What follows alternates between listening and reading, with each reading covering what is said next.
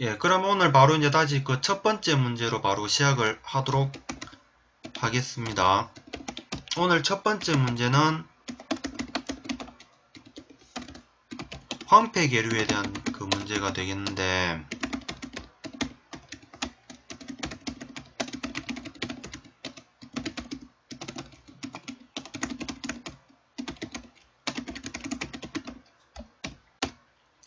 황폐 계류의 특성 및 토사 생산과 관련된 유역 구분.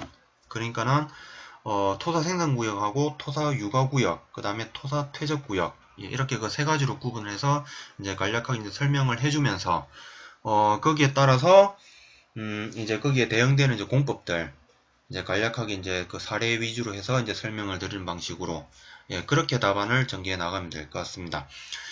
이 문제에 대해서는 과거에 총 그 3회차, 3번 정도 나왔었고요. 지금 하는 이 문제는 제가 대표적으로 선별한 문제는 101회 그 2교시에 그 출제가 되었던 바가 있습니다. 그리고 그 외에는 이제 87회 때는 10점짜리 형태로 그 황폐 계류 유역을 세 가지 구역으로 구분하시오라는 문제가 나왔었고요. 그 다음에 80회 때는 25점짜리 형태로 황폐 계류를 그 유역 특성에 따라서 구분을 하고 각 구역별로 토사 이동 억제를 위한 기본 원리와 사방 대책을 설명하고 대응 공법이나 공정을 제시하시오라는 이런 문제가 나왔었다라는 거 염두에 두시면 될 것 같고요. 그리고 혹시나 이게 만약에 10점짜리로 나오면은 조금 아쉽지만 뭐 10점짜리밖에 못 먹는 거고, 만약에 25점짜리로 나온다면은 이게 굉장히 쓸 내용이 굉장히 많은 것 같아요. 점수 얻기도 쉽고, 예, 그래서 이걸 그렇게 생각을 하시면 될 것 같습니다. 예, 그러면 먼저 첫 번째, 저는 총괄적인 개념으로서 사방사업의 개요로서 시작을 해 볼 거고요.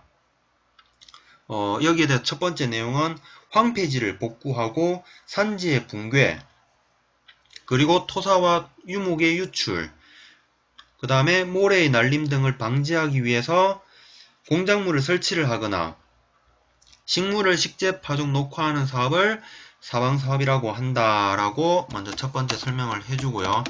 그 다음에 이제 두 번째 와서는 황폐 계류는 그 황폐 산지로부터 생산된 토사가 공급되어 개상의 변동이 빈번하게 발생하는 계류를 황폐 계류라고 한다라고 두 번째 설명을 해주고, 그 다음 이제 세 번째 와서는 이러한 그 황폐 계류에 있어서 토사의 생산 형태에 따른 특성별 공종을 배치를 하고 황폐의 진행을 방지할 필요성이 있겠다라고 설명을 드릴 수가 있을 것 같아요. 그 다음에 이제 두 번째로 와서는 이러한 그 황폐 계류의 특성으로 이제 넘어올 건데, 이제 문제가 요구하는 부분이겠죠. 먼저 첫 번째, 그 유로의 길이가 이제 비교적 짧고, 그 다음에 개상 물매가 급하고 불규칙적이며, 그리고 유량과 사력의 이동이 심해서 홍수의 범람과 토성류 등이 빈번하게 발생하는 것, 이것이 황폐 계류라고 설명을 드릴 수가 있겠습니다. 그리고 이제 그 내려와서는 토사 생산과 관련된 유역의 구분에 대해서 이제 설명을 드리고자 합니다. 먼저 크게 그 토사 생산구역, 토사 유가구역, 토사 퇴적구역에 대해서 설명을 드리기 이전에 먼저 그림으로써 그 답안에다가 이제 그려주고 그 다음에 이제 설명을 진행해 나가는 방식, 이게 좋지 않을까라고 생각을 하거든요.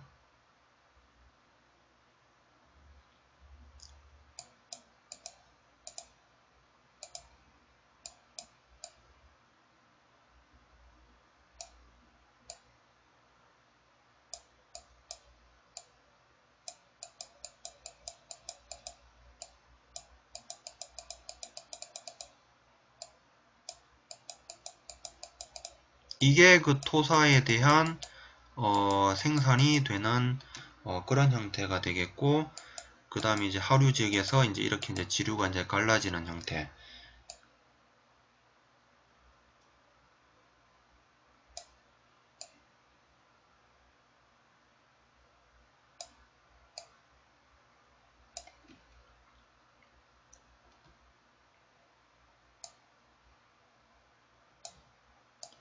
예, 모식도를 이제 그린다면은 대략적으로 이런 형태로 그 가운데 이제 여기 지금 제가 이제 표시를 하고 있는 토사 육아구역 지역에 대해서는 이제 동침식은 이제 별로 없고 부분적으로 이제 횡침식이 이제 발생을 하는 이제 그런 형태의 모식도가 될 것 같습니다. 그리고 이제 크게 이제 세 가지로 쭉 구분을 한다면은 이렇게 이제 상류 지역이 토사 생산 구역이 될 거고, 그 다음에 중간 지역이 토사 육아 구역, 그 다음에 제일 하부가 토사 이제 생산 구역, 퇴적 구역이 되겠고요. 그 다음에 이 아래쪽이 이제 본류가 흐르는 예, 그런 형태로서 설명을 드릴 수가 있겠고요. 이게 이제 투영도, 그러니까 평면도로서 나타낼 수가 있을 거고, 그 다음에 이제 옆에다가는 측면도로서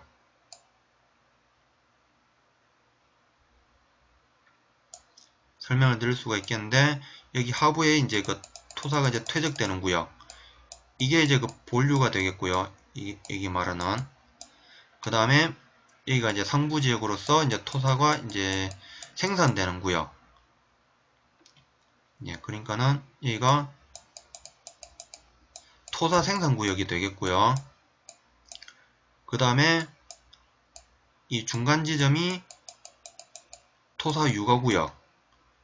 그 다음에 이 제일 아랫부분이 토사 퇴적 구역.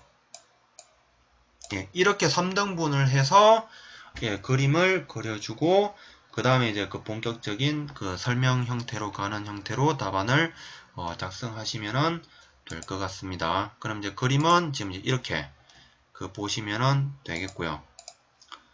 이제 와서는 먼저 첫 번째 토사 생산 구역에 대한 이제 설명을 진행을 해 보도록 하겠습니다. 토사 생산 구역은 다른 표현으로는 사력 생산 지역, 그리고 침식 구역이라고 설명을 드릴 수가 있겠고요. 그 다음에 이제 두 번째로는 황폐계천의 최상부로서 붕괴 및 개산과 개안의 침식에 의해서 토사 생산이 왕성한 구역. 그리고 세 번째로는 이러한 토사 생산 구역은 개상 물매는 급해서 현저하게 저하하는 경향을 나타내고 있다라고 설명을 드릴 수가 있겠고요. 그 다음에 이제 마지막으로는 이러한 토사 생산 구역에 대해서는 횡공작물, 그러니까는 골마기가 될 수도 있고 사방댐이 될 수도 있고, 이런 횡공작물을 설치를 해서 종침식을 방지를 하는 예, 그런 체계로서 공법을 적용을 해주면 될 것 같습니다. 그 다음으로는 이제 토사 육아구역에 대한 설명이 되겠는데, 토사 육아구역은 다른 표현을 하자면은 유송구역,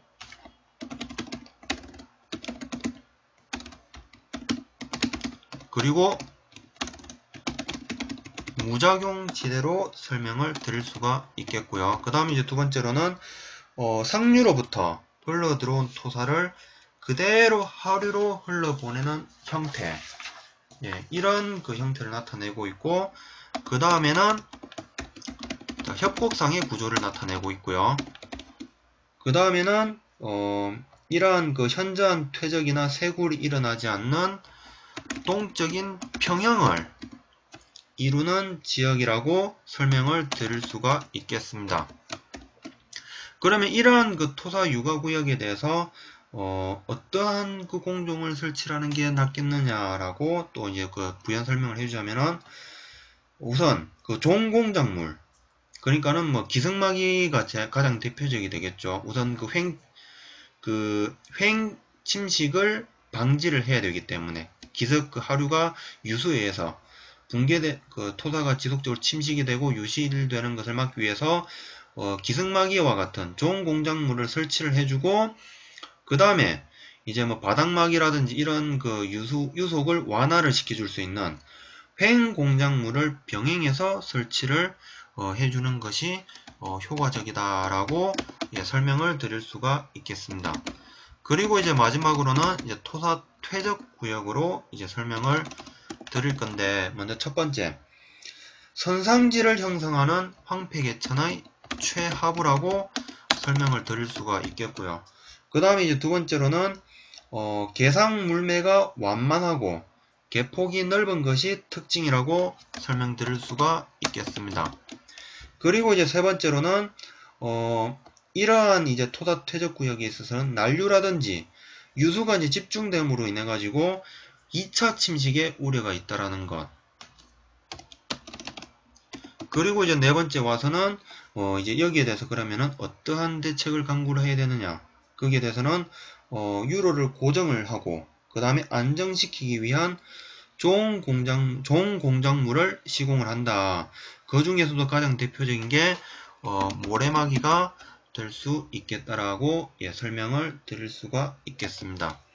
그리고 이제 이렇게 이제 그 세 가지 이제 유역을 이제 구분을 했으면은 이제 네 번째 사례 부분으로 와서 이제 제가 이제 그동안 이제 뭐 사방댐 설치 사업이라든지 계류 보전 그 사업에 대한 실시 설계 용역이라든지 거기에 대해서 이제 설명을 드릴 수가 있을 건데 저는 이제 먼저 계류 보전 사업 그 실시 설계 용역에 대해서 제가 그 설계를 하면서 느꼈던 부분에 대해서 이제 언급을 해주고자 합니다.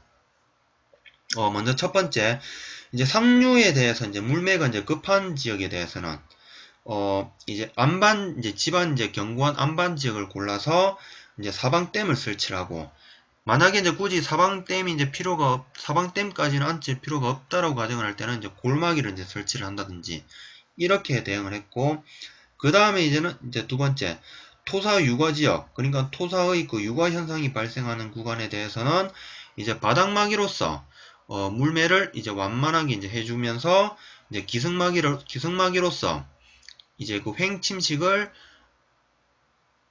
방지를 해주는 그런 그 대응 공법을 적용을 했다라는 거. 그러면 이제 이렇게 이제 그 상류에서 이제 사방댐을 설치를 하고 하류에서 이제 바닥막이하고 이제 기승막이를 통해서 이제 그 토사 유지를 이제 방지를 해준다면 굳이 하류 지역에 대해서는 이제 토사 퇴적이 이제 발생을 하는 일이 없다라고 이제 보이기 때문에 유과 지역까지만 보통 이제 기승막이와 이제 바닥막이로서 이제 마무리를 해주는 시스템으로 그렇게 간다라고 보시면 될 것 같고요. 그리고 이제 거기에 대해서 이제 그 종단도를 하나 이제 그려줌으로써 이제 마무리를 해줄 것 같아요. 이제 제일 상류 지역에 대해서는 사방댐을 이제 설치를 해주고요. 거기에 대해서 이제 개상 물매는 저는 이제 설계를 할 때 발주처에서도 그렇고 가급적이면은 0% 선에서 맞춰주기를 원하고 있습니다. 좀 심하면은 한 1%, 2% 정도. 그러니까는 경사도로 따진다면은 한 0도에서 1.5도 범위라고 보시면 될 거예요. 이제 그 개상 물매는 0% 정도로 유지를 하면서 이제 그 낙폭이 이제 발생하는 구간에 대해서는 이제 바닥막이로서 이제 설치를 해주고요. 그 다음에 또다시 이제 0% 유지해주다가 또 이제 그 낙폭이 이제 발생하는 지역에 대해서는 이제 바닥막이를 이제 설치하는 형태로 이렇게 저는 이제 실시 설계를 적용을 했습니다. 그리고 여기는 이제 바닥막이가 되어 있고 이 상류에 대해서는 이제 뭐 사방댐 내지 이제 골막이로서 가는 형태로 종단도를 작성해주는 형태로 마무리를 해주면 될 것 같고요. 그 다음에 이제 마지막으로 이제 와서는 이제 결론 부분에 대해서는 먼저 첫 번째 황폐 계류의 진행 지역에 대해서는 그 황폐 계류의 진행 지역에 대해서 사전에 타당성 조사를 통해서 대상지를 선정을 하고 적절한 사업의 실행이 필요하다라는 것. 그리고 두 번째 부분에 대해서는 토지를 그 보상 체계에 있어서도 이제 그 보면은 사방댐 사업을 하다 보면은 이제 주변에 이제 그 인근 그 사유지가 이제 물린다든지 아니면은 가도 개설을 할 때 사유지를 이제 부득이하게 이제 단기간 그 사업기간 동안에 이제 임대를 한다든지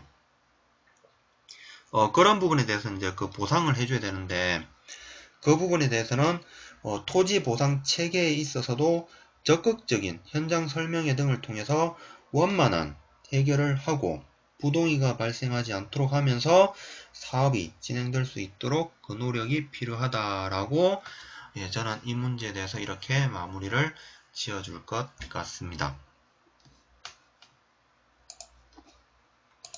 그리고 이제 그 CSW님께서 그 작성을 해주신 부분, 이제 저는 이제 사방 사업의 이제 개요로서 이제 큰 범주로 시작을 했는데, 이제 CSW님은 산림 그 황폐에 대한 그 원인 부분에 대해서 개요로서 이제 먼저 진행을 해주시면서, 그 다음에 이제 황폐 계류의 특성에 대해서 이제 정의하고 이제 특성 언급을 해주시고, 그 다음에 이제 황폐 계류의 이제 유역을 이제 구분함에 있어서, 아까 저 같은 경우에는 여기 이제 그 평면도하고 옆에 측면도로서 이제 그 같이 이제 그 비교를 해주는 형태로 했었는데, CSW님께서는 아예 이제 대형 공법 자체를 이제 그 견치도로서 오른쪽에 이제 뭐 상류에 뭐 골막이, 그 다음에 투과형 사방댐, 이제 뭐 중간에 기성막이하고 이제 바닥막이를 얹혀주고, 그 다음에 이제 불투과형 사방댐, 그리고 이제 수제 시스템으로, 아마 이 그림이 산림 그 공학책에 보시면은 이 그림이 나와 있을 거니까는 그거를 활용해 보시면 될 것 같고요. 그 다음에 이제 세 가지는 유역을 이제 구분한 부분에 대해서는 그대로 가시면 될 것 같고, 그 다음에 이제 생산 유과 퇴적 구역으로 이렇게 가시면서 이제 마무리 그 결혼의 형태로 이렇게 가셨는데, 한번 이제 생각을 해 보실 게, 이 각 그 구역 특징별에 따른 아까 제가 이제 그 보여드렸던 사례 위주로서, 아니면은 이제 혹시나 이제 또 이제 개인적으로 생각했던 이제 뭐 문제점이라든지 그런 그 부분에 대해서도 한번 언급을 해주는 것도 포인트를 얻는데 좀 더 효율적이지 않을까라고 저는 그렇게 생각을 하고 있습니다.